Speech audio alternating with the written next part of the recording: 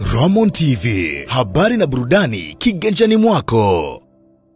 Yes bwana, ni kikosi cha JKT Queens hawa baada ya kutoa ubingwa ngao ya jamii, mchezo ambao waliwakutanisha finali kati yao na Simba Sports Club, na hatimaye wafanikiwa kutoa ubingwa kwa ushindi wa bao 2-0, ushindi ambao magoli yamefungwa na Winifrida, lakini pia goli moja wameweza kujifunga. Hapa wanashangilia ushindi wao, na tukumbuke kwamba si mara ya kwanza kwenye msimu huu hawa watu hao kupata ubingwa, kwa maana kushangilia kwa sababu tayari wameshakuwa mabingwa wa Sekafa. Kwa hiyo ni wazoefu na imewasaidia kwa kiwango kikubwa kuweza kupata ushindi. Lakini mchezaji ambaye tajwa sana kwenye michezo hii leo ni Winifrida, ambaye bwana ameweza kuonyesha umaridadi wa hali ya juu kabisa. Yule pale ni goalkeeper, lakini hapa ni afisa habari wa klabu ya afisa habari wa TFF. Hapa namzungumzia Mario Clifford Ndimbo, lakini pia ni baadhi ya wachezaji. Tunamwona goalkeeper bora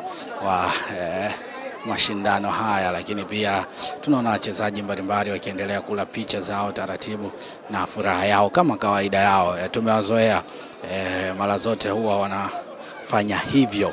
Hawa ni JKT Queens, mabingwa wa michuano ya ngao ya jamii.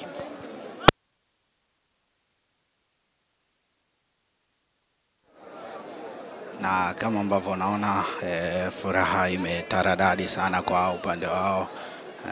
Wako hapa katika uwanja wa KMC. Mashabiki wa Simba na mashabiki wengine wametoka wakiwa unyong'onyo kidogo baada ya kushindwa kupata kombe.